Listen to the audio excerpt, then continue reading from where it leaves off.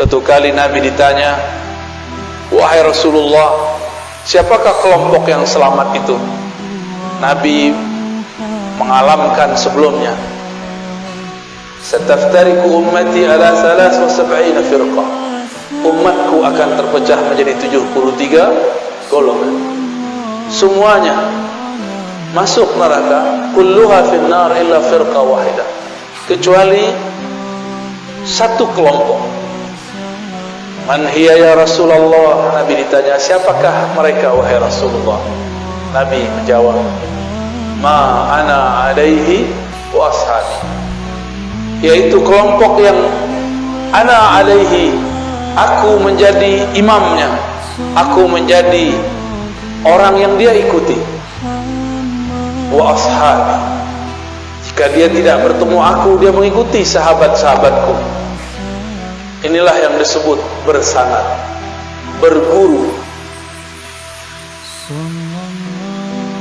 Lalu apakah yang Nabi ajarkan kepada para sahabat? Bertahun-tahun lamanya Nabi hanya diturunkan surat Al-Ikhlas, Qul huwallahu ahad. Sebelum ada perdebatan sifat 20, sebelum ada perdebatan tauhid, uluhiyah, rububiyah, asma wa sifat, belum ada semua itu. Nabi diberikan yang sempurna dan sederhana. Walaupun saya penganjur untuk belajar sifat 20, tapi kalau Bapak Ibu susah memahaminya, saya berikan jalan yang lebih mudah. Mau? Mungkin di beberapa kajian sudah ada yang mengamati. Itulah yang ada dalam Qul huwallahu ahad. Suatu kali ada seorang panglima Rasulullah sallallahu alaihi wasallam diperintahkan untuk memimpin perang sekaligus memimpin sholat. Setiap satu rakaat, 2 rakaat, di akhir rakaat dia selalu membaca Qul huwallahu ahad. Para sahabat merasa aneh, Rasulullah tidak pernah lakukan itu, kenapa dia lakukan? Ternyata beberapa Rasulullah sama sahabat Rasulullah sama seperti orang-orang hari ini. Kalau Nabi tidak lakukan bid'ah. Ternyata panglima ini lebih cerdas, tidak hanya strategi, dia juga cerdas secara fikih, cerdas secara rohani. Meskipun dia tidak melihat Rasulullah melakukan ini, menutup setiap rakaat dalam Qul huwallahu ahad, tapi dia lakukan. Disinilah kita tahu bahwa tidak semua yang tidak Nabi lakukan itu bid'ah. Pulang dari perang, hadis Sahih Bukhari, Kitabut Tauhid, bab tauhid dalam Sahih Bukhari. Sahabat pemimpin panglima perang ini dilaporkan kepada Rasulullah oleh pasukannya, berharap ini pasukan si panglima disidang. Biasa ada karakter sampai saat ini ada yang begitu, suka melapor-laporkan orang, suka mengadu-adu orang. Tapi sahabat yang ini bukan ingin mengadu, ingin mengkonfirmasi benarkah yang dilakukan oleh pemimpinnya.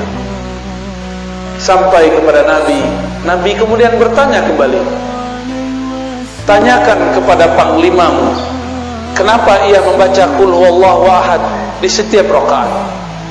Jangan tanya kepadaku. Walaupun Nabi secara rohani diberitahu oleh Allah, tapi Nabi tidak berhukum dengan hukum yang sir. Nabi tidak berhukum dengan hukum gaib.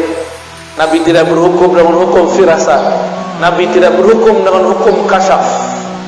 Nabi berhukum dengan hukum zahir. Tanya sahabatmu, panglimamu, kenapa ia menutup setiap rakaat dengan kulhu? Karena orang ini mau cari tahu, maka Nabi SAW langsung berikan dia tugas.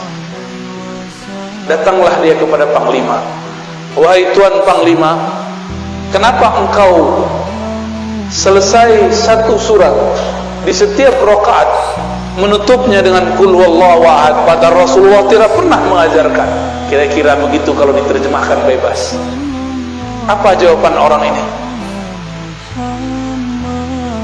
Ana uhibbuha, aku menyukainya, mencintai ayat ini, surat ini. lianna fiha sifatullah, karena di dalam ada sifat-sifat dan nama-nama Allah. Heranlah si penanya ini, dan dia bawa jawaban itu kepada Rasulullah sallallahu alaihi.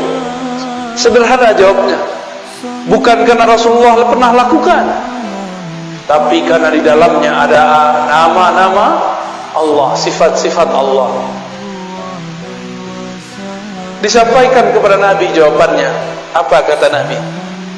Akhbirhu, kabarkan kepada panglimamu, innallaha yuhibbu, Allah cinta kepadanya, karena dia cinta kepada sifat-sifatnya. Merinding sahabat ini, disampaikan kepada Tuan Panglima.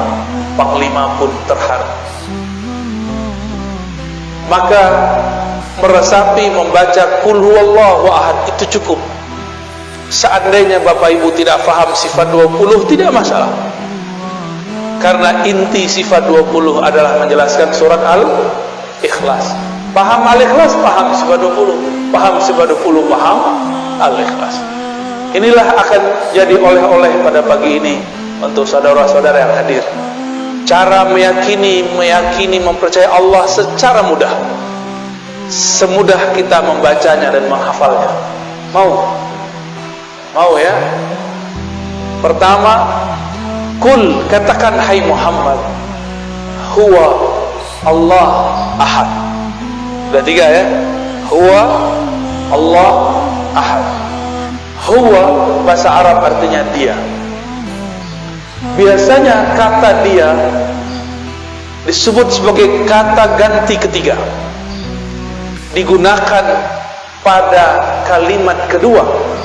Tapi sekarang, atau pada kata-kata kedua, yaitu kata ganti setelah ada nama yang jelasnya.